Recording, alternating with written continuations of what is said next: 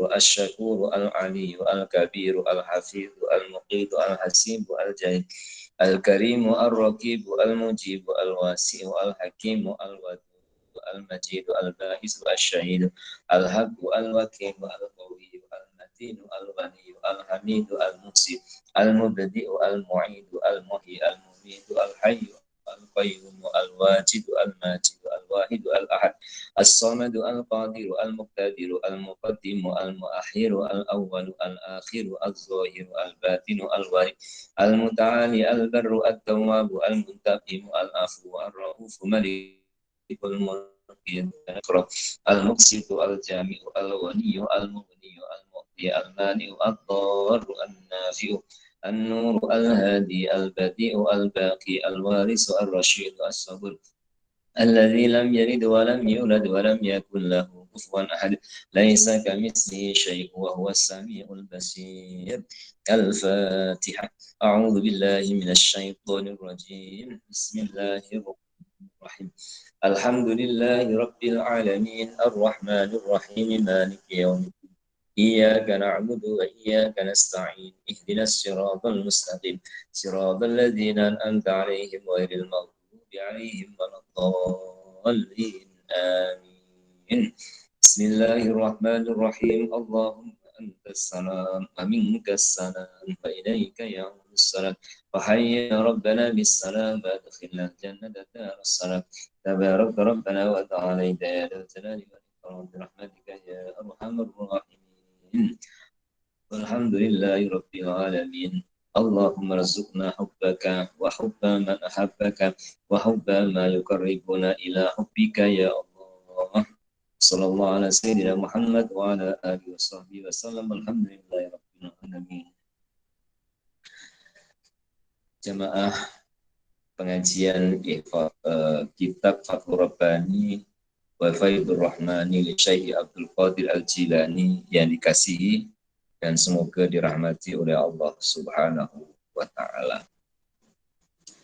Terbentang luas tanda-tanda kekuasaan Allah Subhanahu wa Ta'ala yang Allah zahirkan dalam kehidupan kita di dunia, supaya kita dapat selalu memuji Allah, dapat selalu mengagungkan, dapat selalu bersyukur kepada Allah.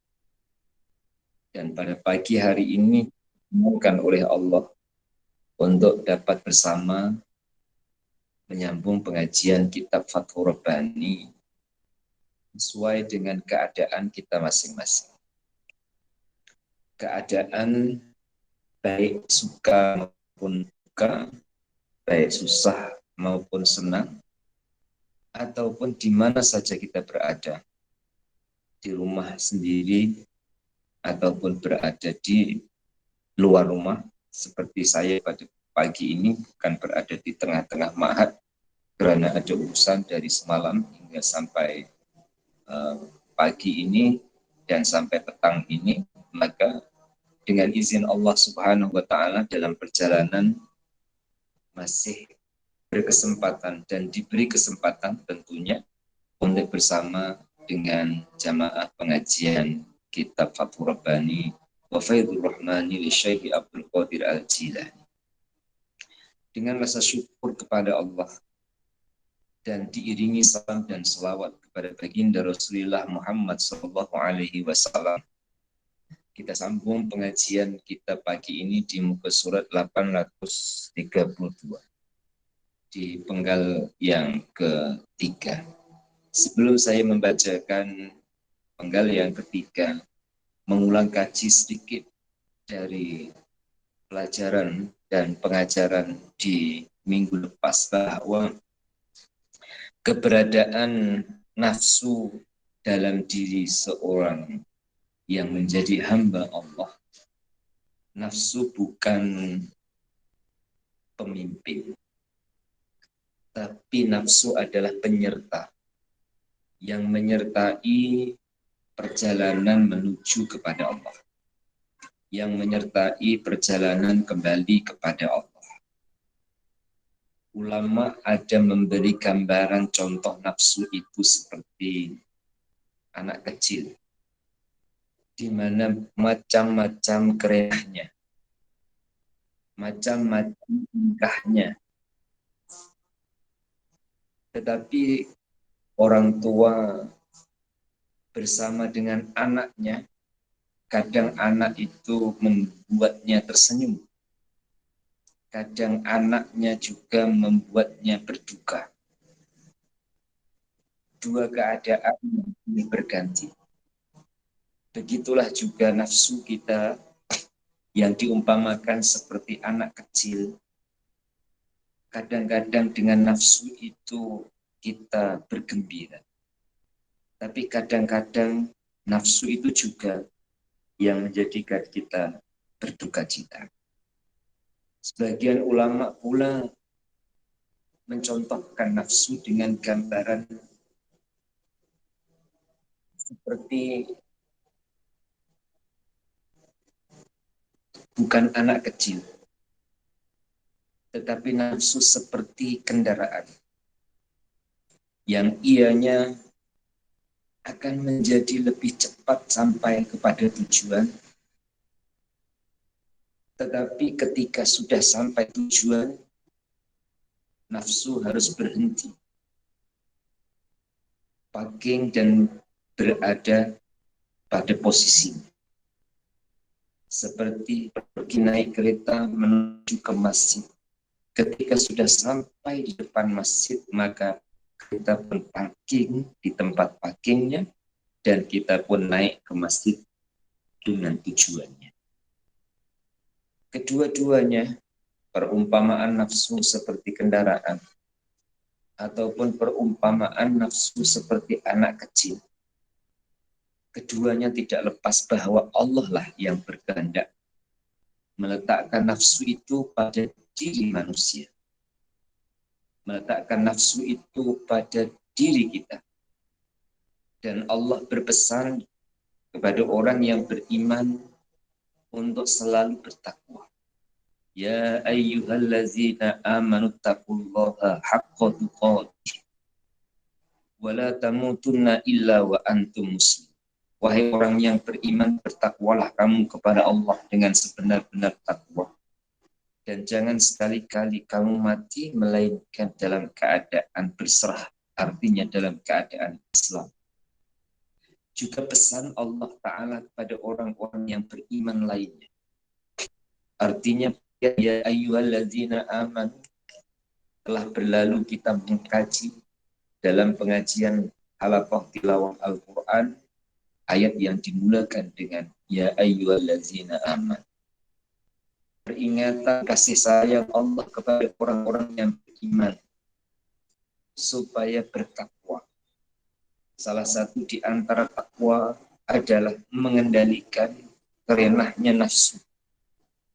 Dari sisi hakikat adalah menguasai ataupun mengendalikan atau bahkan mengalahkan kepentingan-kepentingan nafsu, kemauan nafsu untuk mengikuti kemauan dari perintah-perintah Allah Subhanahu wa Ta'ala.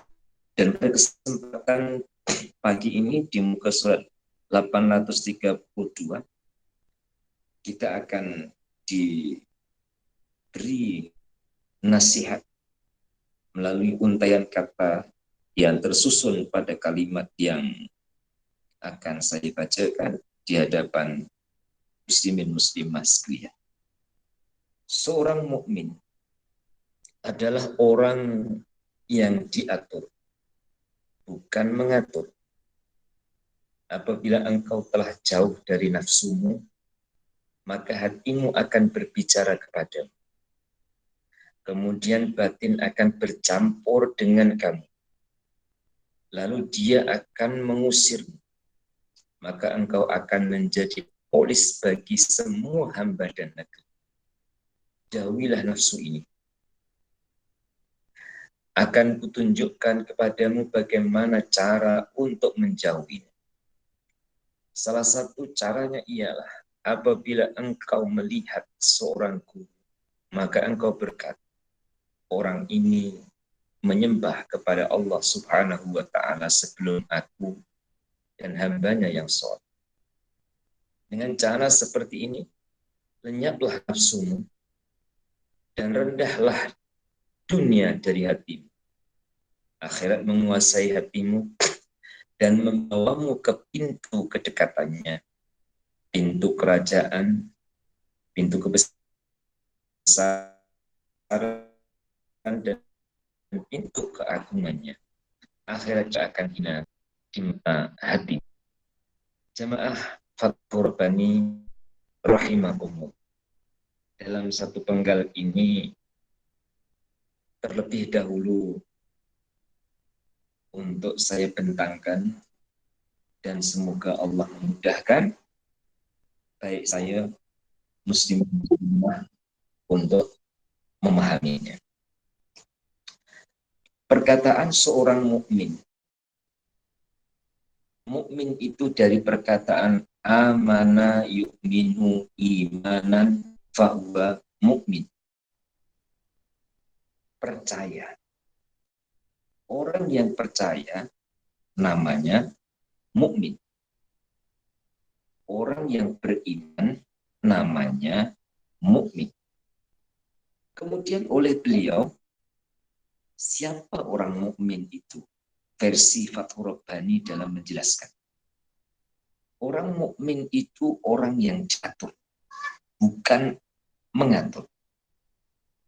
Itu terlebih dahulu yang ingin saya tentang depan jemaah Fathur Rabbani. Oleh beliau, Syekh Abdul Qadir Jilani dalam menjelaskan tentang orang yang diatur bukan ngatur. Hubungan eratnya maksudnya bukan nafsu, tapi Allah. Jika kita salah, maka kita akan salah menimbulkan kefahaman ini. Orang mukmin itu orang yang yakin diatur oleh Allah. Bukan kuasa mengatur diri. Saya ulang, orang yang percaya diatur oleh Allah bukan kuasa mengatur dirinya. Contoh paling dekat dalam diri kita sendiri. Detak jantung kita ini. Coba puan-puan suruh berhenti. Suruh berhenti dari berdetak. Pasti. Jika jantung berhenti berdetak, suruh dia berdetak. Pasti tidak boleh. Kita tidak bisa menguasai diri kita. Apalagi mengaturnya. Tapi siapa yang berkuasa dan mengaturnya? Adalah penciptanya. Dan ini dirasakan oleh orang yang beriman. Dan orang yang beriman itu semoga salah satunya adalah kita. Yang dibimbing oleh Allah melalui majelis pengajian kitab Fathur Rabbani. Sehingga ujian Allah meletakkan nafsu dalam setiap diri, dalam setiap manusia, ia akan tahu posisinya, ia akan tahu kedudukannya, bahwa nafsu bukan Tuhan, bahwa nafsu bukan mengatur, tapi nafsu sama-sama sebagai hamba Allah yang diatur oleh Allah. Saat sudah Allah Ta'ala buka pintu kefahaman yang demikian, dalam diri manusia yang dizahirkan oleh Allah kekuasaan lahir batin, fisik dan hati, jasmani dan rohani. Rohaninya bukan dekat dengan makhluk, tapi rohaninya sudah mulai merasa dekat dengan Allah bersama dengan jasmaninya. Saya ulang, rohaninya sudah mulai dekat dengan Allah bersama dengan jasmani.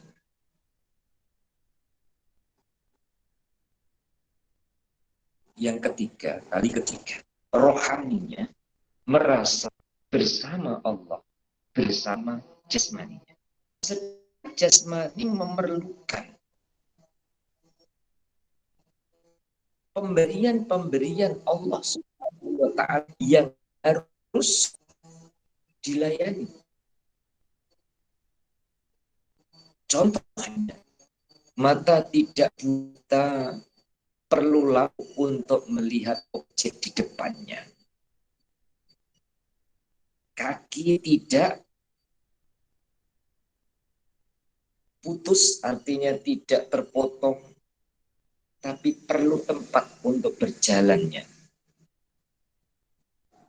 Keperluan-keperluan kita, khususnya keperluan jasmani, akan dirasakan oleh hamba Allah yang merasa dekat dengan Allah. Semua keperluan jasmaninya adalah membuktikan bahwa Allah menyayanginya, membuktikan bahwa Allah Ta'ala berkuasa di atas kekuasaannya, dan bahwa Allah mengatur kehidupannya. Maka muslimin dan muslimah, nasihatnya, jauhilah nafsu ini. Tentu arti menjauhi nafsu, menjauhi kehendak nafsu, supaya kita merasa kehendak Allah Ta'ala di atas kehendak nafsu. Memang dalam peringkat awalnya berjalan menuju kepada Allah Ta'ala perlu nafsu. Tapi ketika sudah melihat tujuan yang sebenarnya, maka bukan kehendak nafsunya ia melakukan sesuatu yang dilakukan, tapi adalah kehendak Allah Ta'ala yang menyayangi hamba, memberikan nafsu sebagai kendaraan untuk menuju kepada Tuhannya.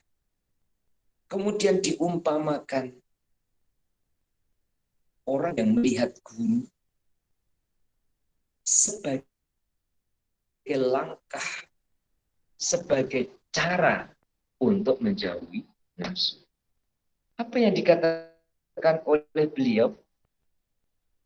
Ketika melihat seorang guru, kemudian ia berkata dengan dirinya, orang ini menyembah Allah sebelum aku, dan orang ini adalah hamba Allah yang soleh. Artinya, merasakan bahwa dirinya itu hina. Orang lain lebih baik dari dirinya. Yang hubungannya dengan Allah, orang lain lebih soleh daripada dirinya. Orang lain lebih taat kepada Allah dibandingkan dirinya. Orang lain lebih bersyukur kepada Allah dibandingkan dirinya. Dengan cara ini kepentingan nafsu itu akan berkurang. Kepentingan nafsu akan hilang. Yang ada apa? Yang ada adalah pengabdiannya kepada Allah, mengikuti, meniru, mencontoh, meneladani orang-orang yang ditunjukkan oleh Allah Ta'ala di sekelilingnya dan di sekitarnya. Tidak berhenti yang dilakukan adalah untuk dunianya. Bahkan juga tidak berhenti apa yang dilakukan itu untuk akhiratnya. Tapi yang dilakukan adalah untuk Tuhannya. Tentang janji Allah Ta'ala di dunia, falanuhyiyannahu hayatan thayyibah. Orang yang bertakwa, beriman, beramal soleh akan dihidupkan oleh Allah Ta'ala dengan kehidupan hayatan thayyibah. Ia percaya karena itu adalah janji Allah yang ia yakini sebagai tujuan hidupnya karena Allah. Janji Allah Ta'ala tentang orang-orang yang beriman, beramal soleh akan dimasukkan surga. Dan di surga itu dengan segala kenikmatannya kekal. Ia percaya bahwa itu adalah janji Allah Ta'ala untuk hamba-hambanya.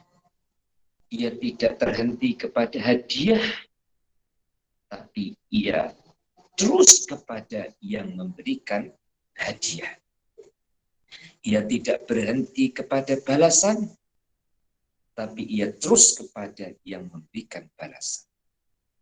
Tidak berhenti kepada pahala, tapi ia sambung kepada Allah yang memberikan pahala.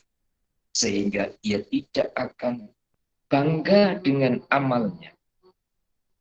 Dan ia juga tidak akan terlalu kecewa jika terjadi yang tidak diinginkan oleh nafsunya. Karena ia selalu memandang bahwa Allah berkuasa di atas dirinya dan dirinya berada dalam kuasa Tuhannya, maka ia curahkan pengabdiannya sebagai penghambaannya kepada Allah Subhanahu wa Ta'ala. Dan semoga sedikit demi sedikit saya muslimin muslimah dalam menjalani hidup minggu lepas, kemudian minggu yang akan datang, hari yang berlalu atau hari yang sedang kita lalui, nikmatnya kita bukan berhenti kepada pemberian yang kita terima, tapi nikmatnya kita adalah mengenali pemberian yang kita terima. Selanjutnya, akhirat rindu untuk bertemu dengan hatimu. Apabila engkau melihat kepada dunia, maka engkau akan menganggapnya sebagai makhluk Allah Subhanahu wa Ta'ala yang paling liar dan buas. Sehingga dunia akan hilang dari hatimu. Seperti perempuan yang dicerai setelah tampak beberapa kecacatannya. Nafsu merasa bosan terhadap dunia dan akhirat datang dengan berhias. Namun akhirnya tampaklah cacatnya dan bahwa akhirat adalah hal baru.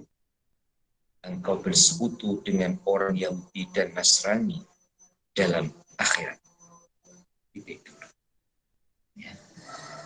Muslimin dan muslimah, wawasan, cara pandang terbangun dari ruhnya kitab Fathur Rabbani ataupun intinya kitab Fathur Rabbani ini menggiring kita, membawa kita Allah Ta'ala, membawa kita minallah ilallah, dari Allah ke Allah, dari Allah ke Allah.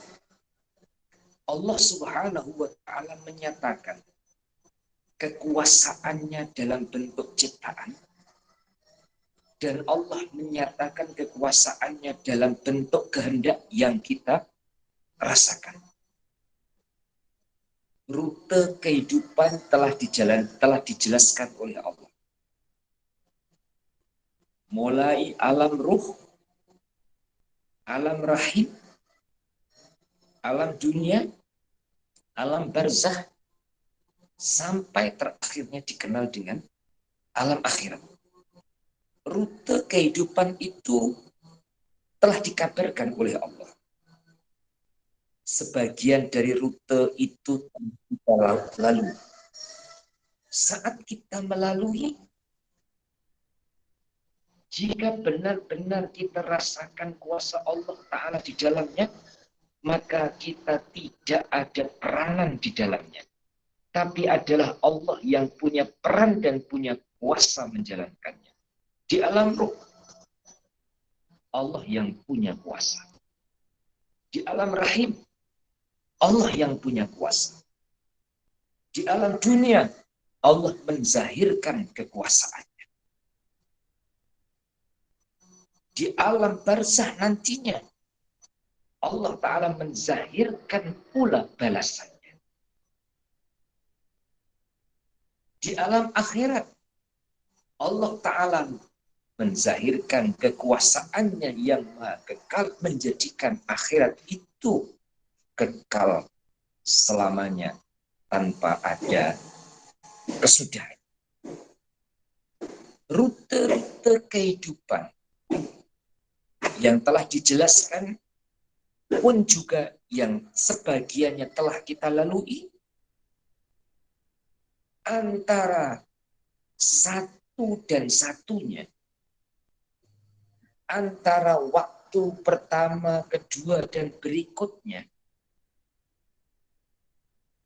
ini saling berhubung dan saling berkait, saling mengenal. Saya buatkan contoh. Muslimin dan muslimah pergi ke bank.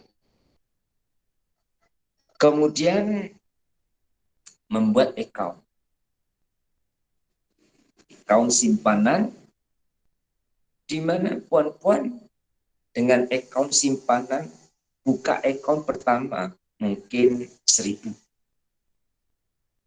Dalam teknologi modern, account itu terbuka untuk orang-orang lain transfer ataupun kita sendiri mentransfer. Sehingga ketika kita transfer, maka account itu akan bertambah jumlahnya. Orang lain transfer dalam account kita akan bertambah lagi jumlahnya.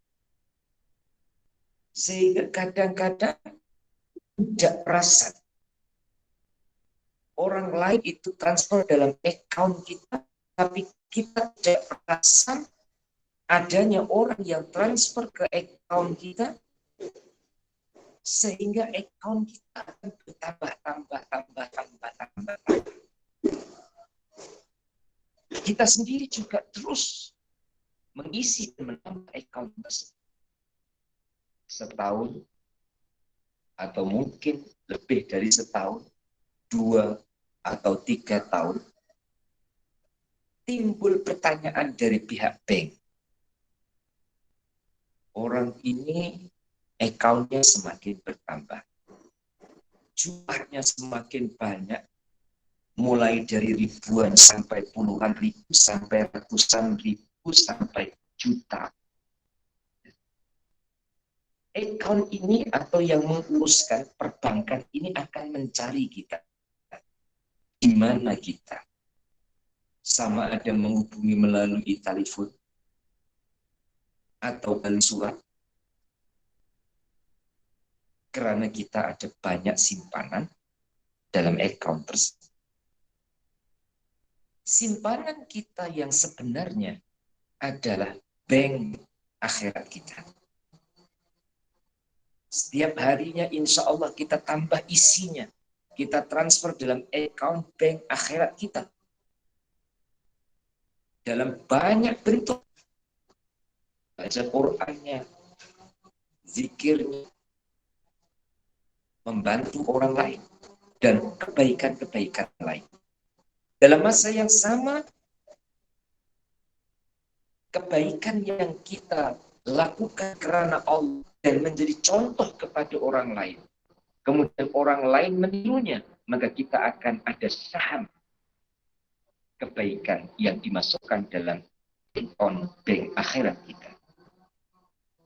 Maka dulu pernah ya, saya sampaikan di hadapan para jemaah sekalian bahwa walaupun tidak hafal Quran ataupun belum selesai menghafal, bagi yang punya niat menghafal, ya sehari berapa atau sebulan berapa muka surat, kemudian ingin untuk mendapatkan ganjaran atau pahala menghafal, rela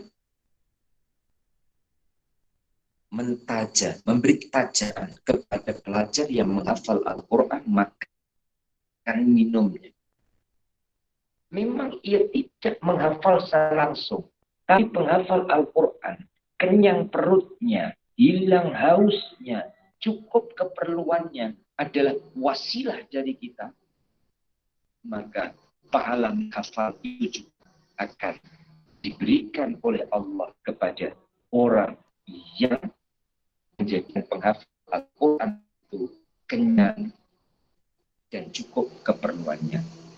Akunnya akan ada isinya. Akunnya akan bertambah jumlahnya. Ketika bertambah, dibahasakan oleh Syekh Abdul Qadir Al-Jilani, akhirat itu jadi rindu kepada orang yang simpanan banyak di banknya itu. Tentu kerinduannya tidak secara fisika, maka dihubungkan rindu dengan hati. Merujuk kepada sabda baginda Rasulullah SAW tentang kekayaan yang sebenarnya. Baginda menyebut, laisal ghina an kasratil arad, walakinnal ghina ghina nafsi. Tidak disebut kaya adalah karena banyak harta bendanya, tapi sebenarnya kaya adalah ghina nafsi, orang yang kaya hatinya. Nah, kaya hati itu diterjemahkan oleh kitab Abu Rabbani adalah kerinduan akhirat terhadap hatinya, karena hatinya merasa cukup dengan Allah yang memberikan balasan dari amal yang dia lakukan. Hatinya merasa cukup bersama Allah yang memberikan balasan. Bukan hanya itu, hatinya merasa cukup dengan janji Allah Ta'ala yang pasti benar dan janji Allah Ta'ala yang dijanjikan. Maka sudah mulai ada perbedaan sudut pandang. Bagaimana memandang akhirat, bagaimana memandang dunia. Akhirat itu kekal, dunia itu fana, artinya tidak kekal. Simpanan akhirat itu sebenar-benar simpanan yang akan diterima dan akan diberikan, sedangkan dunia adalah sebagai tempat permainan dan ujian. Ketika mulai kelihatan cacat celahnya dunia, tanpa disuruh, orang itu akan menjauhi dunia. Ketika yang terlihat adalah cacat dan celahnya dunia. Walaupun pandangan yang kedua, tidak semua dunia itu celah. Tidak semua dunia itu buruk. Maka sebaik-baik dunia adalah yang dijadikan wasilah ataupun perantara untuk mengabdi kepada Allah Subhanahu wa Ta'ala. Jadi muslimin muslimah rahimakumullah, menyikapi dan menghadapi dunia yang dia bawa kepada Tuhannya dunia, maka dunia tidak celah. Tapi kalau dunia itu menjadikan ia jauh dan lupa kepada Tuhannya, maka itulah tipu daya dunia yang akan membawa kepada kebinasaannya. Dan saat seperti itu, ia harus mengambil sikap, mengambil keputusan, memaksa supaya dunia tidak jadi penghalang baginya. Caranya bagaimana? Ya. Atau latihannya macam mana? Muslimin dan muslimah. Caranya, ini sebagai tambahan. Lakukan transaksi ataupun jual beli. Sebagaimana yang diajarkan oleh Allah Ta'ala. Orang sayang dengan duitnya. Saya buatkan contoh anak kecil supaya tidak terlalu perempuan. Anak kecil dikasih uang saku. Ketika kawan-kawannya ada yang beli es krim, ada yang beli kue, dia tidak. Dia lebih baik disimpan daripada digunakan untuk beli es krim ataupun digunakan untuk beli jajan. Kawan-kawan, kawannya menikmatinya uang saku yang diberikan oleh ibunya. Dia menyimpannya. Sebelum saya teruskan imajinasi ini, saya coba tanyakan kepada kawan-kawan, mana baik anak kita kasih uang saku untuk dia beli jajan, kemudian dia beli, dengan anak kita kasih uang saku, kemudian dia simpan. Ketika dia menyimpan itu, dia ada tamak dengan kawannya. Kawannya yang pegang es krim, ia tamak. Saya tak dibagi ke. Kawannya yang bawa jajan, dia pun tamak. Saya tak dikasih. Padahal dia ada duit yang diberikan oleh orang tua. Tapi dia tidak menggunakan ataupun dia tidak menikmatinya. Sehingga yang ada adalah berkembang sifat kedekutnya, bakhilnya, dan tamatnya. Ini dari satu sisi berarti yang menggunakan uang saku untuk beli jajan itu lebih baik daripada yang diberi uang saku kemudian disimpan dan ia tamak kepada temannya. Sekarang Allah Ta'ala bagi kita dunia untuk kita menikmatinya, supaya kita kenal Allah itu Maha Sayang, supaya kita kenal Allah Ta'ala itu Maha Baik, supaya kita kenal Allah Ta'ala itu pengasih. Maka dinikmati. Dalam masa menikmatinya, jangan berhenti dengan pemberian, tapi ayo, jom kita bawa lagi untuk wasilah perantara rasa terima kasih, rasa syukur kepada pemberinya, yaitu Allah Subhanahu wa Ta'ala. Berarti ya, dunianya adalah jalan mengenal kepada Tuhan. Setelah itu akan naik ketika terjadi suka duka dunia. Ketika terjadi lika-liku dunia. Memang dinikmati. Keduanya punya resiko.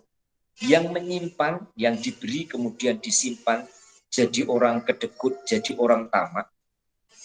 Dengan yang digunakan untuk dinikmati, beli jajan, beli es krim, beli apa yang dia inginkan. Keduanya punya resiko, artinya punya dampak. Yang disimpan ada dampak, mungkin bisa hilang, mungkin bisa ditipu orang, mungkin bisa dicuri orang. Yang dinikmati untuk beli makanan ataupun es krim dan jajan, mungkin kesan dari makanan yang dia makan boleh jadi perutnya jadi sakit, ataupun kesan-kesan yang lainnya.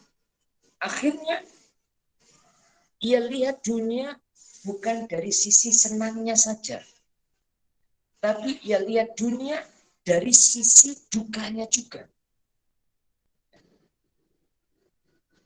Hari berikutnya ataupun waktu selanjutnya, ia akan jadi orang yang berhati-hati dalam mengambil dunia dan menikmati dunia. Saat ia berhati-hati, ia mulai berpikir ke arah wawasan akhirat yang tidak berkesudahan.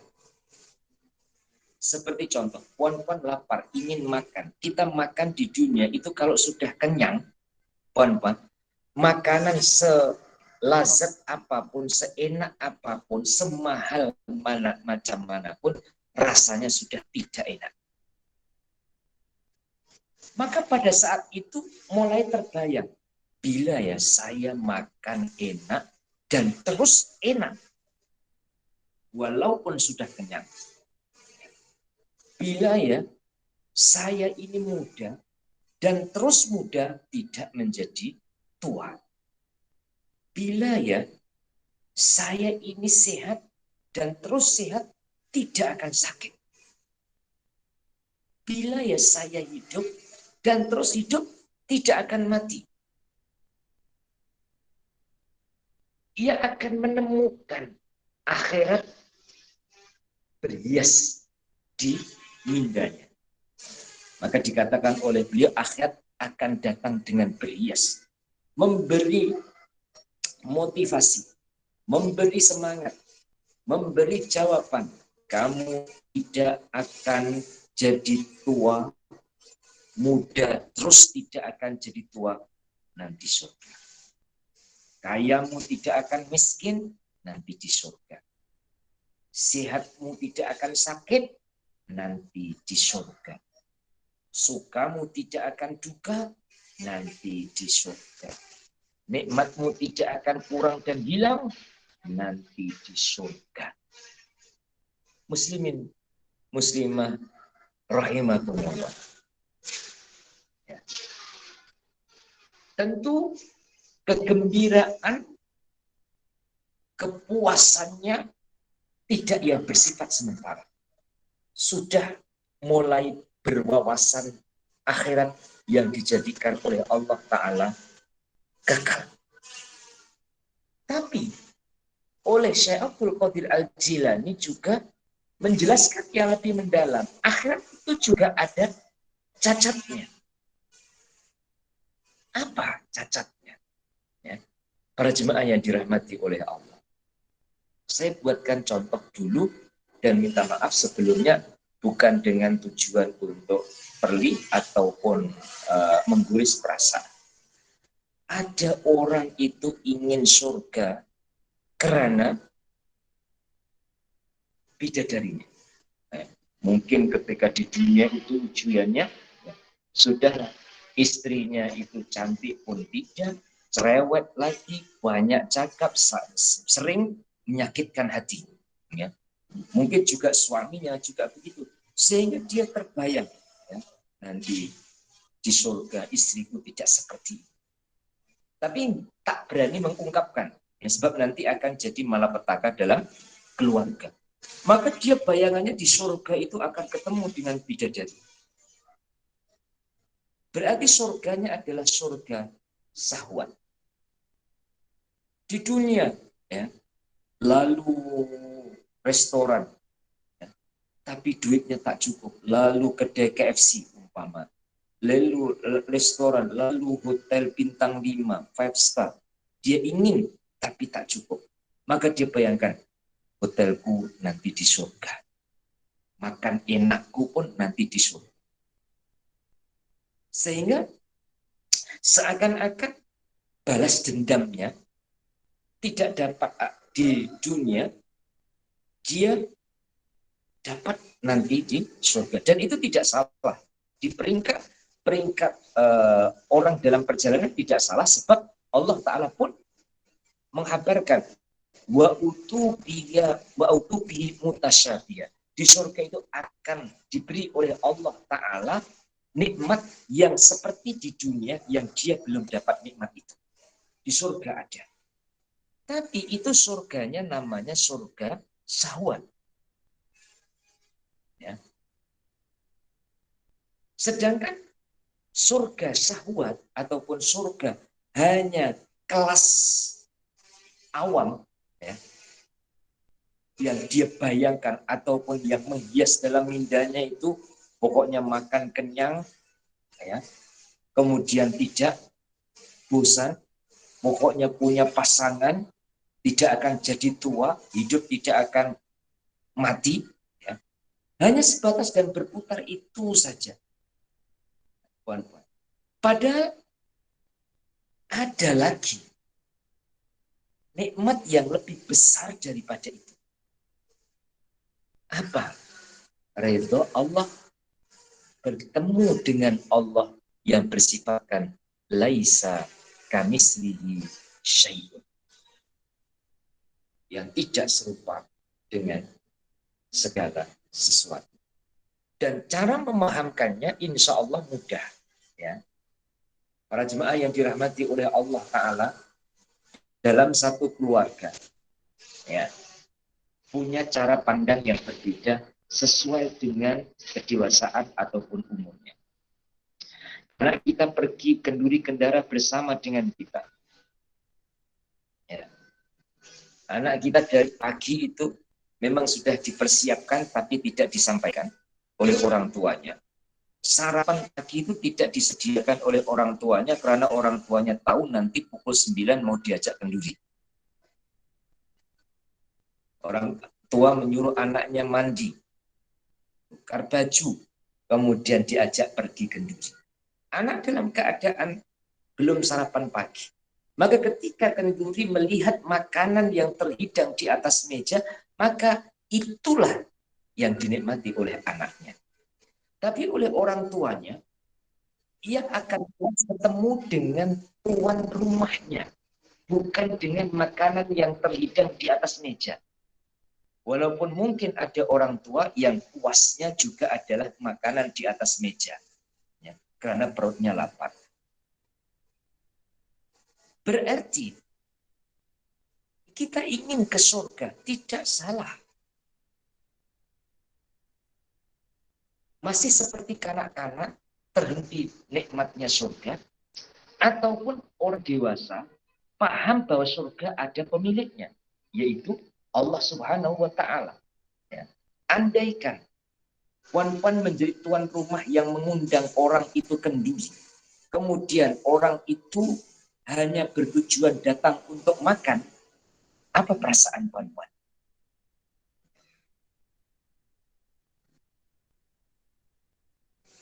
Tentu berbeza dengan puan-puan pandang orang yang puan undang kenduri itu, tujuan kehadirannya adalah meraihkan puan-puan, bukan makan, bukan syahwatnya. Jadi orang-orang yang berada pada level itu hanya terhenti kepada nikmatnya. Orang Yahudi, orang Nasrani pun ada kepercayaan seperti itu. Kita mengenal bahwa Nasrani itu umatnya Nabi Isa, juga dikenalkan surga. Yahudi umatnya Nabi Musa, juga dikenalkan surga. Kita umat Nabi Muhammad SAW juga dikenalkan surga. Akan tetapi kita lebih dikenalkan lagi bukan berhenti kepada nikmatnya surga, tapi adalah ridhonya Allah Subhanahu wa taala, radhiyallahu anhu wa radu an. Bawahnya, janganlah kamu terganggu oleh orang gila itu. Mereka bodoh tentang dunia, maka mereka mencarinya. Mereka bodoh tentang makhluk, namun mereka cenderung kepada mereka. Wahai kaumku, hati-hatilah. Muslimin muslimah, kata-kata mereka jangan pandang orang lain di luar sana. Tapi mari kita rasakan terhadap diri kita sendiri. Di setiap harinya, kita bertemu dengan dunia, karena memang Allah mempercayakan kita masih berada di dunia. Apakah kita mencarinya? Pergi kerja, apakah mencari dunia? Buka kedai, apakah mencari dunia?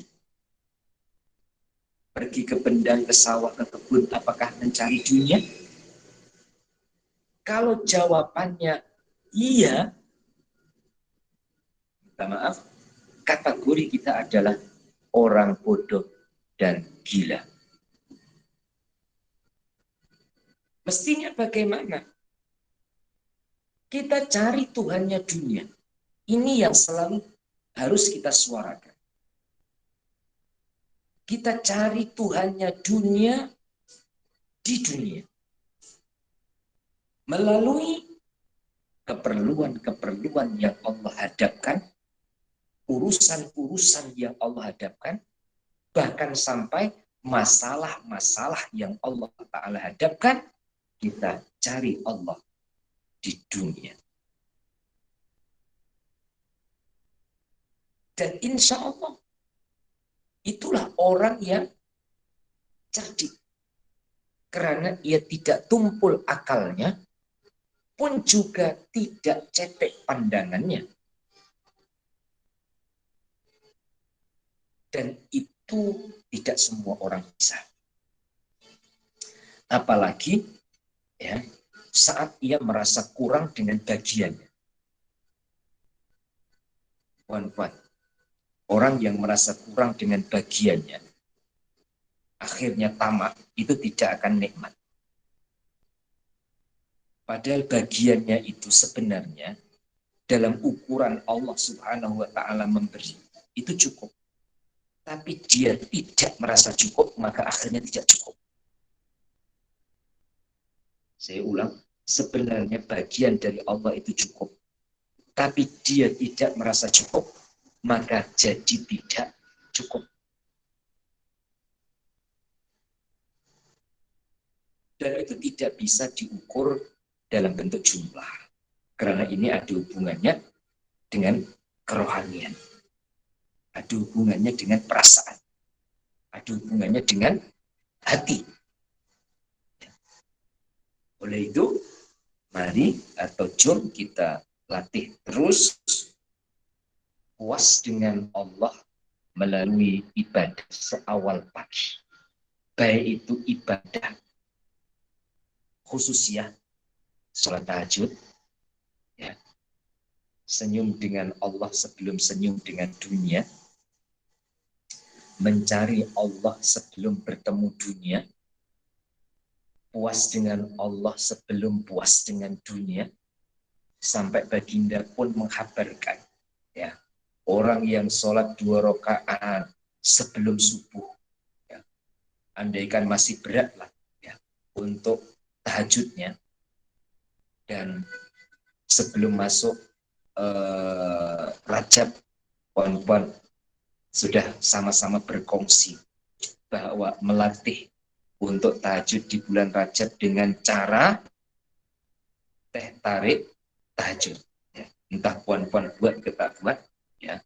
Artinya sebelum sholat tahajud buat teh tarik dulu. Kalau memang sukanya adalah teh tarik. Ya. Nikmati waktu tahajud dengan pemberian Allah yang kita nikmati. Saya ulang, nikmati tahajud dengan pemberian Allah Ta'ala yang kita terima.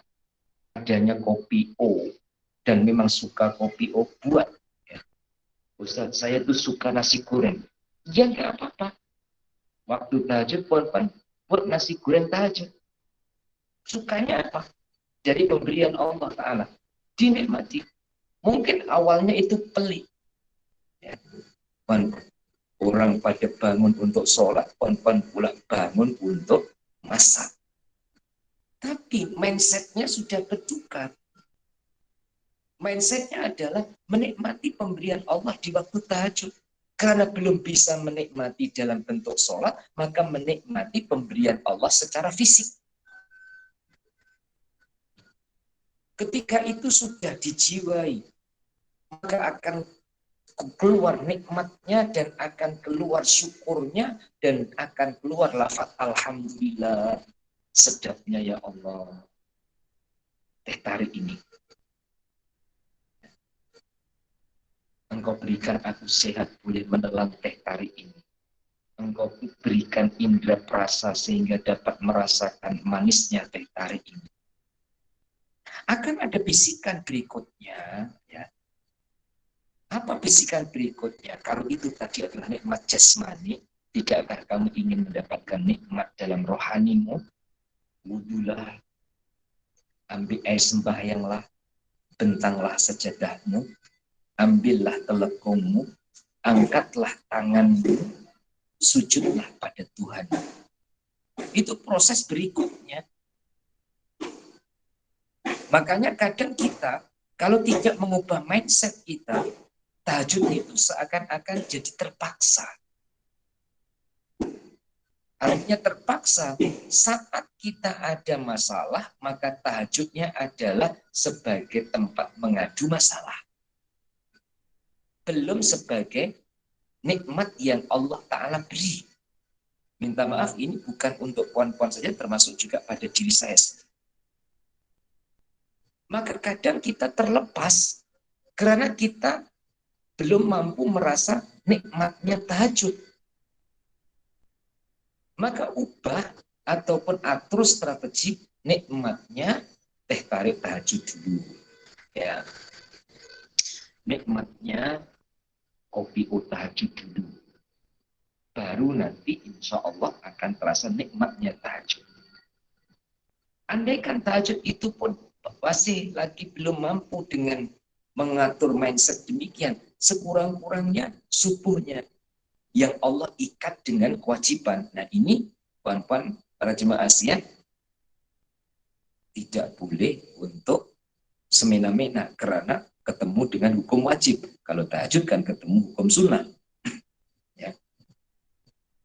Ketemu hukum wajib, mau tidak mau, suka ataupun terpaksa, harus dilakukan. Itu pun Rasulullah Shallallahu Alaihi Wasallam mengabarkan, kalau kamu dahului dengan sukarela, tentunya untuk sholat sebelum fardu subuh, sebelum yang wajib, rela 2 rakaat. Yang saya bahasakan rela karena hukumnya sunnah. Rela mendahului dengan 2 rakaat sebelum subuh, Allah bagi kekayaan. Yang kayanya itu bila diukur lebih baik dari dunia seisinya. Itu sudah tidak lagi lembaran uang ringgitnya, tidak lagi ketulan emasnya, tapi adalah Allah yang maha kaya yang mengurniakan kekayaan kepada hamba. Sudahlah Allah juga yang memberikan panjang umur sehat dapat sholat. Allah pula lah yang memberikan pahala begitu besarnya kepada pelakunya. Tidakkah kita akan senyum dengan Allah Subhanahu wa Ta'ala sebelum pergi kerja? Ya. Tidakkah kita akan puas dengan Allah sebelum dunia memberikan kepuasan yang bersifat sementara dengan diri kita? Kemudian pernah juga saya bahasakan kaya sebelum pergi kerja. Ya karena sebelumnya sudah mendapatkan dari Allah Subhanahu wa Ta'ala yang demikian besarnya. Dan insya Allah terhadap dunia bukan mencari, ya, puan-puan, tetapi terhadap dunia adalah mengambil. Mengambil apa? Mengambil bagiannya. Dan mengambil itu Allah Ta'ala tunjukkan melalui kerjanya karena Allah, rizkinya bagian dari Allah. Melalui dagangnya, ataupun melalui pertaniannya. Ini saya kabarkan ya, puan-puan, ya minta doanya juga. Ya. Saya itu ikut ataupun dipercayakan untuk ikut dalam menebas hasil padi. Jadi penebas. Walaupun saya tidak turun langsung di endang ataupun di sawah. Jadi petani sudah mulai menuai padi, ya, karena petani yang menuai padi di zaman ini ataupun di era modern sudah tidak pakai orang lagi, ya, sudah seperti di Malaysia. Jadi bahasa kami adalah pakai kombi, ya, untuk potong padi keluar sudah terpisah dengan pohonnya. Maka petani kadang dia padinya tidak dibawa pulang, dijual di tempat. Dari sekian ekar, ya, kemudian dapat hasil berapa, kita beli. Kita beli, saya termasuknya, ada orang-orang saya untuk beli dari petani, masih dalam keadaan belum begitu kering, ya, kemudian nanti dijual lagi. Jadi petani begitu panen, dia terima uang, kemudian kita akan jual lagi, ada margin sedikit, ya, dari harga kita beli kepada petani dengan kita jual ke perusahaan yang lebih besar untuk menampung jumlah padi yang banyak. Dan itu, ya, saya ikut itu. Tujuannya untuk apa? Tujuannya insya Allah keperluan yang diperlukan untuk ma'had ataupun untuk fisabilillah lah mudahnya dapat kami membantu kepada ma'had ataupun kepada keperluan-keperluan seperti bangunan dan lain-lain, gaji guru dan lain-lain. Maka saya bukakan beberapa peluang-peluang usaha, ya, mulai dari traktornya, kemudian menebas padinya, dulu pernah saya cerita juga dari udangnya, kemudian dari jual besi. Kawan-kawan, ada gudang yang sudah pernah datang ke sana, Haja Nora ini, yang pernah saya tunjukkan gudang yang di tepi sawah, itu sekarang untuk jualan besi, ya, besi untuk bangunan. Tentunya modalnya besar, tapi Allah Ta'ala punya cara. Ya. Ini sudah 2 bulan ini, tapi belum pernah saya berkongsi share dengan jemaah. Ada orang datang, ya, hamba Allah Ta'ala datang, ya, mengajak untuk jualan besi. Dia yang isi gudang itu. Besi mulai dari ukuran yang kecil sampai ukuran yang besar, memenuhi keperluan orang membuat bangunan bertingkat pun bahan ada di situ, bangunan rendah atau bangunan satu tingkat juga bahan ada di situ. Dia gunakan gudang itu, kemudian selain dia bayar sewa, juga dia akan memberikan persen ataupun keuntungan. Nah, semua itu tidak terduga, ya, tidak terduga, yang pada akhirnya kesimpulan saya adalah tugas saya utamanya adalah syiar. Tugas utama saya adalah menyampaikan di ma'had untuk membimbing anak-anak yang menghafal Quran.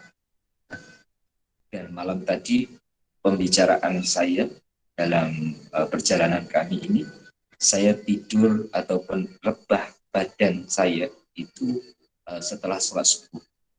Dari setelah maghrib terus sampai masuknya waktu subuh. Sampai masuknya waktu subuh. Terus apa yang dibicarakan? Saya sedang membicarakan tentang university. Pelajar-pelajar yang selesai menghafal Al-Quran untuk masuk ke university dengan jalan beasiswa, dan pelajar-pelajar itu akan mendapatkan ijazah sarjana. Tidak harus melalui proses yang suka. Contohnya, selepas menghafal Al-Quran, belajar qiraah sab'ah, belajar bahasa Arab. Ini tetap di Ma'had Nurul Huda. Tapi dia sudah register di satu university untuk mendapatkan gelar ataupun untuk mendapatkan sarjana, pasca sarjana, ataupun magister. Dan itu insya Allah sudah disetujui malam tadi untuk pelajar-pelajar Ma'had Nurul Huda yang sudah hafal Quran, ya, dapat mengikuti kuliah ataupun dapat mengikuti program di universitas tersebut sesuai dengan fakultinya.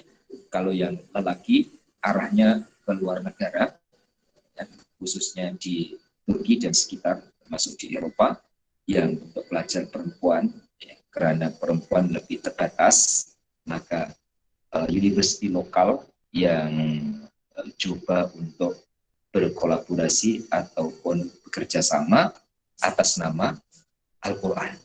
Jadi pelajar-pelajar Al-Quran yang sudah hafal Al-Quran, dia tidak harus masuk belajar setiap hari di universitas tersebut. Dia teruskan belajar di Nurul Huda sesuai dengan materi pelajaran yang ada di Nurul Huda, tapi dia dapat mengikuti semesternya, dapat mengikuti ujiannya, dan akhirnya dapat wisuda untuk mendapatkan sebuah gelar sarjana. Nah, ini Allah Ta'ala beri laluan melalui pembicaraan saya malam tadi, sehingga diterima baik oleh pihak university, dan juga banyak respon dari dosen ataupun bahkan dari rektornya yang mengambil pengajaran. Saya katakan di depan mereka bahwa mengutamakan Al-Quran adalah segala-galanya.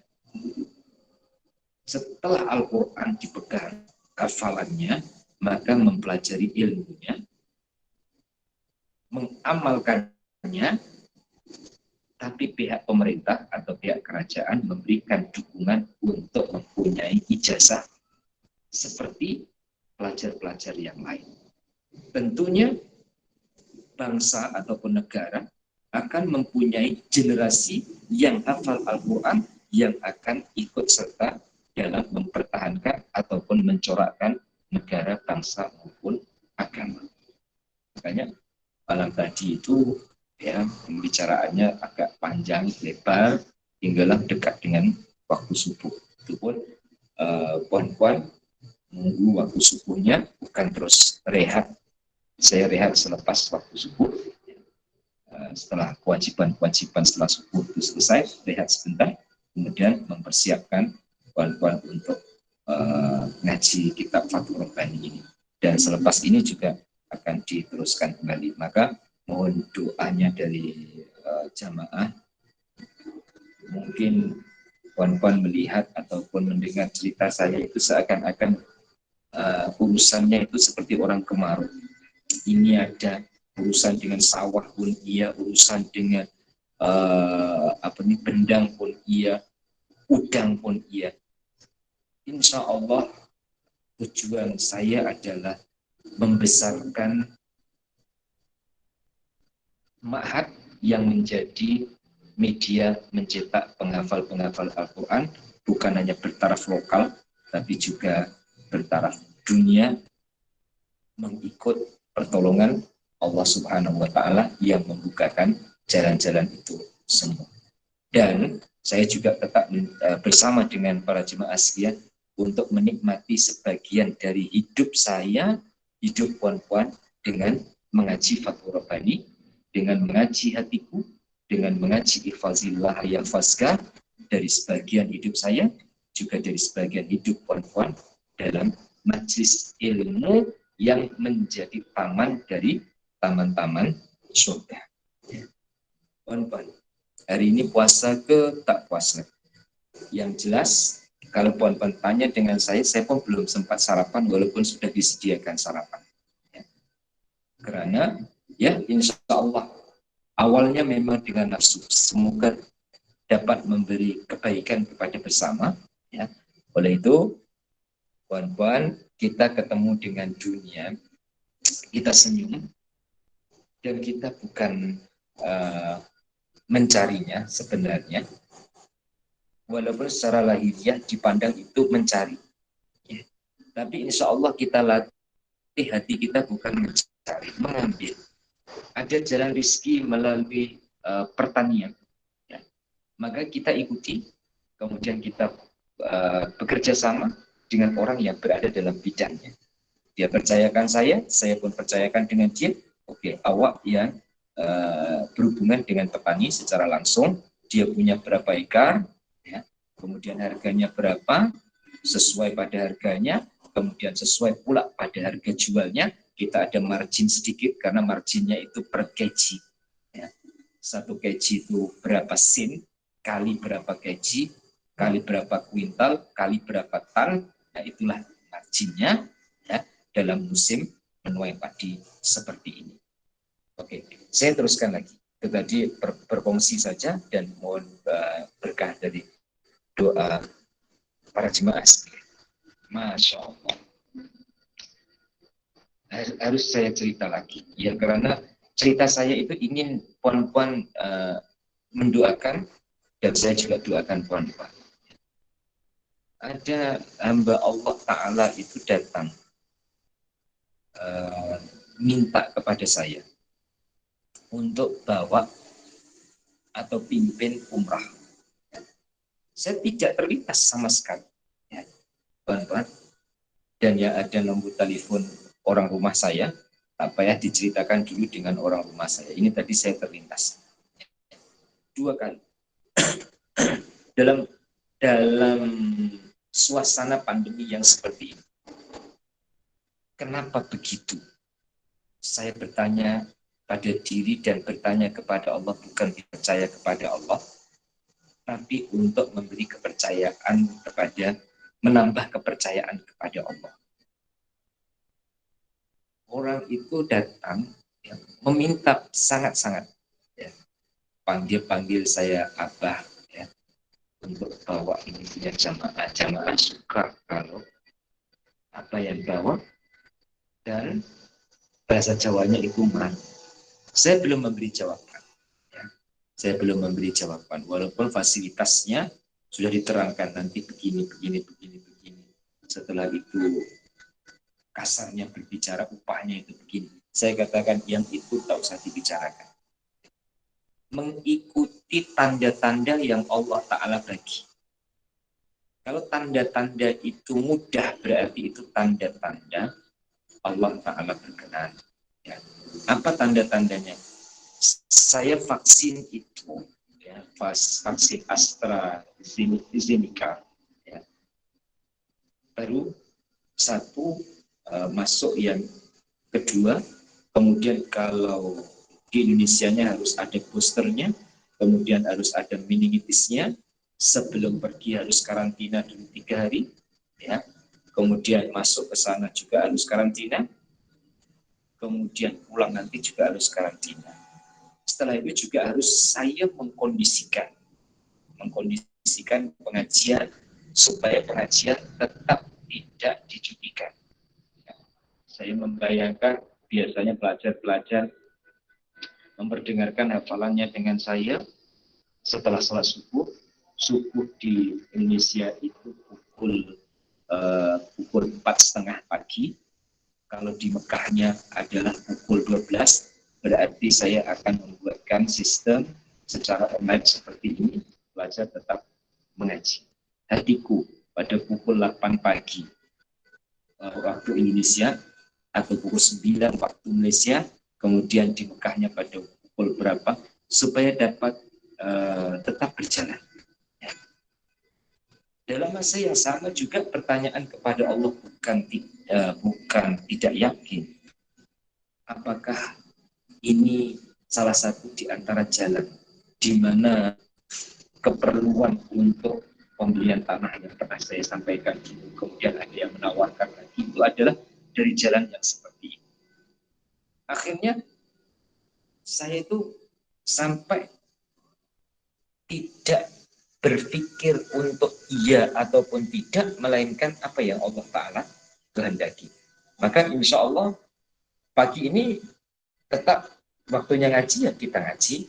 Nanti kalau bertemu lagi dengan urusan itu, ya pikir lagi, atau direncanakan, ataupun diusahakan. Jika adalah baik menurut Allah Ta'ala, mesti akan ada jalannya. Nah, muslimin muslimah jamaah Fathur Rabbani yang dikasih. Kadang-kadang ya, saya jawab WhatsApp kawan-kawan itu lambat, jadi saya mohon maaf ya. Karena apabila sudah berada pada urusannya, itu kadang yang pegang handphone, kadang juga tidak. Kemudian ketika pegang handphone, kemudian baca yang WhatsApp masuk ataupun yang menghubungi, kadang ada yang terlepas, tidak atau belum kami jawab. Kadang-kadang juga tengah malamnya baru saya jawab, jadi saya mohon maaf yang sebesar-besarnya. Intinya insya Allah untuk saling mendoakan antara saya dengan para jemaah sekalian itu, ya, semoga tidak mengurangkan pahala, adalah selalu terjadi. Ya. Karena siapalah kita jika sendirian di hadapan Allah Ta'ala? Jawabannya adalah kita adalah hambanya.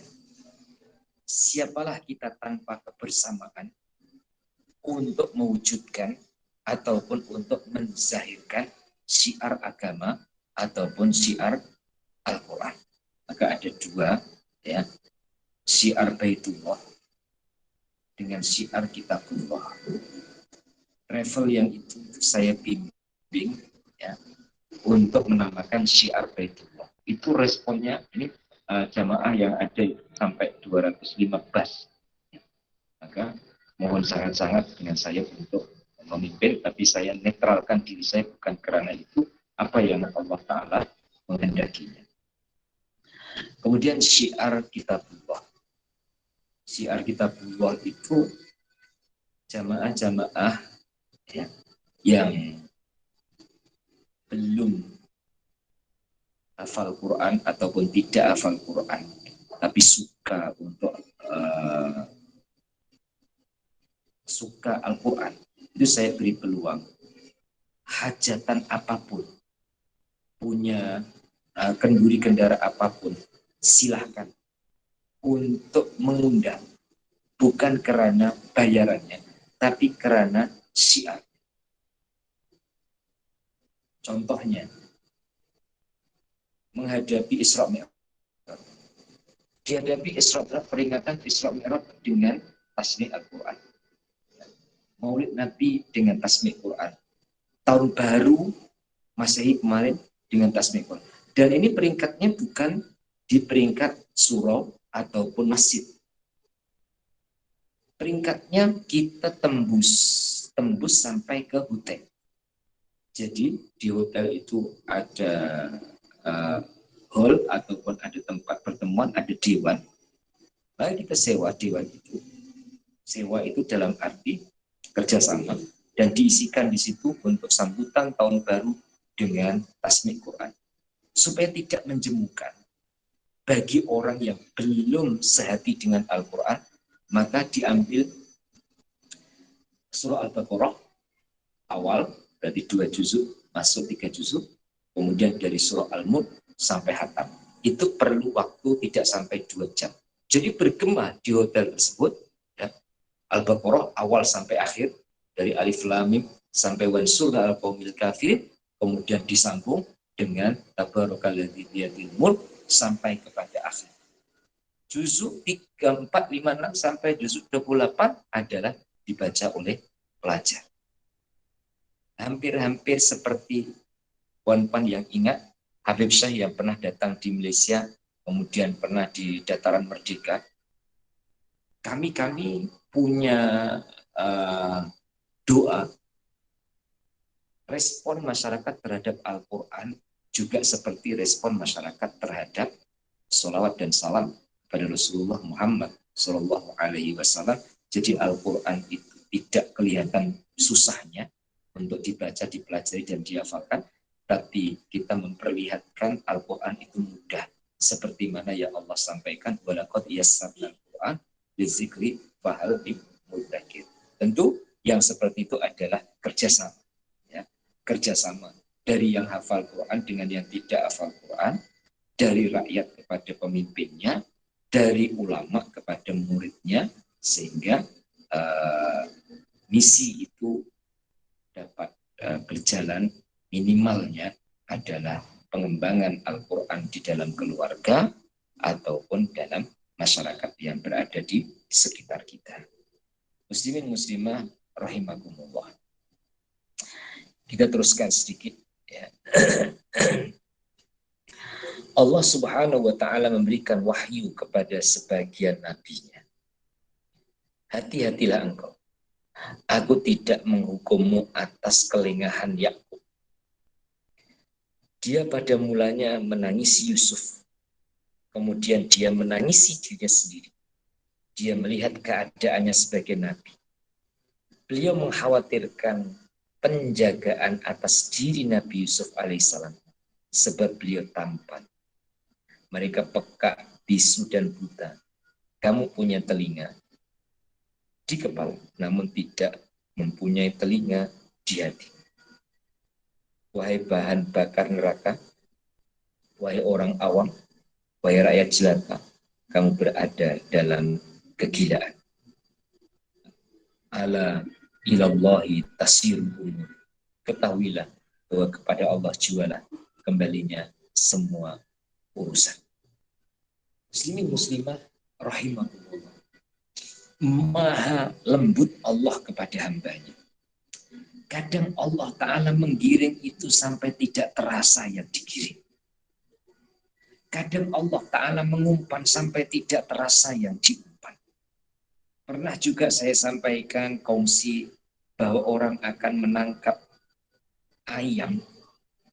Itu ia kasih umpan ayam mulai dari jalan sampai ke pintu masuk kandang. Jagung itu disusun, ya makanya disusun. Sehingga ayam itu dengan seronoknya mematuk jagung, berjalan ke depan, sampai ke pintu, sampai masuk pintu, ingat pintunya ditutup oleh tuannya. Akhirnya ayam masuk dalam kandang tanpa dipaksa. Kadang Allah Subhanahu wa Ta'ala menggiring hambanya untuk dekat dengan Allah. Itu hamba tidak perasan. Dicontohkan dalam Al-Quran, kemudian dari Al-Quran dikutip untuk dicontohkan dalam kitab Fathur Rabbani bagaimana Nabi Yakub, ayah Nabi Yusuf.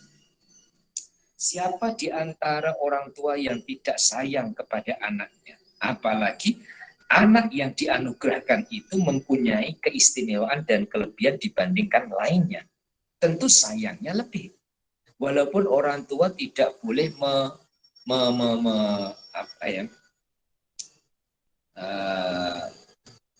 berat sebelah dalam menyayangi anaknya. Tapi dalam rasa mesti ada ya, yang lebih di hatinya. Nabi Yusuf itu lebih di hatinya, di hati ayahnya, yaitu Nabi Yakub. Namun Allah Ta'ala berkehendak harus memisahkan. Harus berpisah. Saat berpisah itu sedih sebagai sifatnya manusia. Yang dipisahkan maupun yang memisahkan. Artinya Nabi Yakub maupun Nabi Yusuf. Sedihnya Nabi Yakub itu apa? Ya, puan-puan. Awalnya adalah sedih terhadap nasib anaknya. Anakku macam mana? Anakku di mana? Anakku bagaimana? Nah, Dalam perjalanannya waktu juga Allah Ta'ala membimbing lagi. Bukan lagi anakku bagaimana. Bukan lagi nasib anakku macam mana. Bukan lagi anakku di mana. Tapi mulai ya, bagaimana saya kalau selalu sedih seperti ini, mata berderai air matanya hingga sampai buta. Bagaimana diri? Puan-puan, ini sejarah. Ini nyata di dalam Al-Quran. Sehingga bagaimana yang asalnya disandarkan kepada anak, bagaimana yang asalnya disandarkan kepada dirinya, akhirnya bagaimana itu disandarkan kepada Allah Subhanahu wa Ta'ala yang namanya tawakal. Ya. Yang namanya berserah. Kekhawatirannya bukan kepada anaknya, kekhawatiran bukan kepada dirinya, tapi kekhawatirannya adalah bagaimana hubungannya dengan Allah Subhanahu wa Ta'ala selaku seorang hamba. Puan-puan pasti pernah menjalani hubungan sesama manusia, lebih mendahulukan orang lain dibandingkan keluarga karena punya tanggung jawab. Contohnya, anak menangis karena diantar ke nesi. Jam sudah menunjukkan pukul 7.30 yang harus sampai di office pukul 8. Nangisnya anak kita yang kita serahkan kepada penjaga, tetap Puan akan tinggalkan. Kenapa begitu? Tanggung jawab. Apakah tidak ada tanggung jawab dengan anak? Ada, tapi sudah kita serahkan kepada penjaga. Memang hati terasa berat, tapi kita harus meninggalkannya juga. Nabi Yakub terhadap anak sayang, dipikir. Perpisahan yang terjadi menjadikan bahan pikirannya Nabi Yakub. Kemudian setelah anak pikir dengan dirinya. Kemudian ternyata itu adalah langkah-langkah, cara-cara dari Allah Subhanahu wa Ta'ala membawa hambanya untuk kembali kepada Tuhannya. Maka dikemukakan ayat Al-Quran yang berbunyi ala ilallahi tasirul umur. Ketahuilah bahwa kepada Allah jualah kembalinya semua urusan.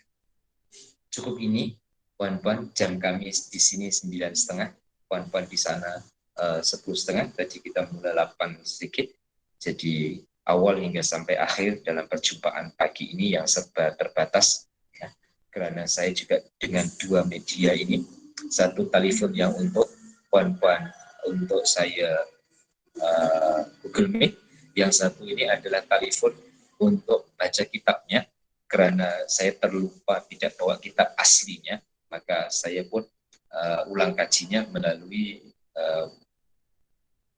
foto kitab yang dikirimkan oleh Haja Masnah, dan semalam saya menghubungi beliau untuk bantu saya terlupa untuk bawa kitab itu, tapi tetap saya merancang untuk meneruskan mengaji bersama dengan kitab itu. Dengan keterbatasan, akan tetapi Allah SWT memperkenankan dan memberikan kesempatan.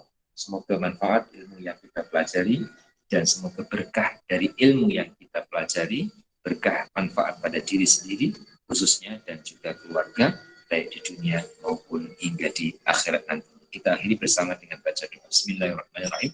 Allahumma sholli wa sallim ala sayyidina Muhammad wa ala ali sayyidina Muhammad. Alhamdulillahirabbil alamin. Allahumma rzuqna ilman nafi'an wa amalan sholihan maqbulan wa rizqan halalan thayyiban wa syafaa'an barak. Allahumma ja'alna minal ladzina yastami'una qawla fayattabi'una ahsana bi rahmatika ya arhamar rahimin. Sallallahu ala sayyidina Muhammad wa ala alihi washabbihi wasallam. Alhamdulillah. Alamin. Taqabbalallahu minkum inna minkum taqabbal ya karim.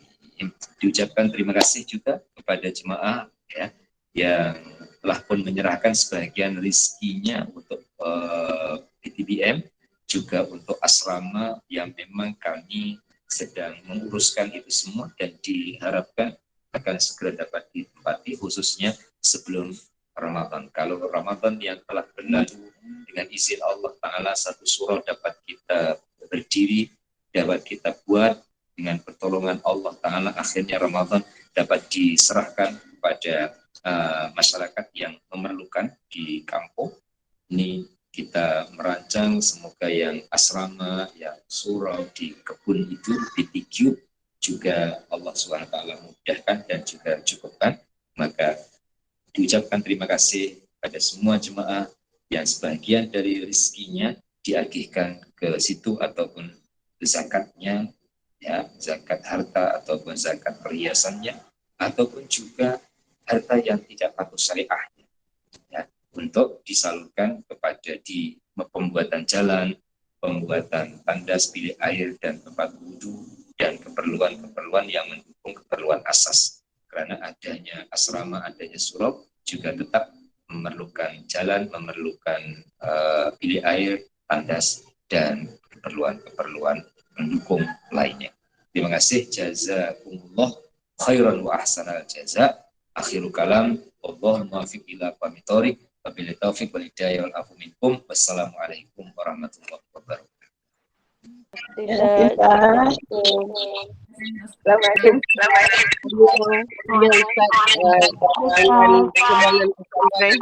Semoga Allah mudahkan kamu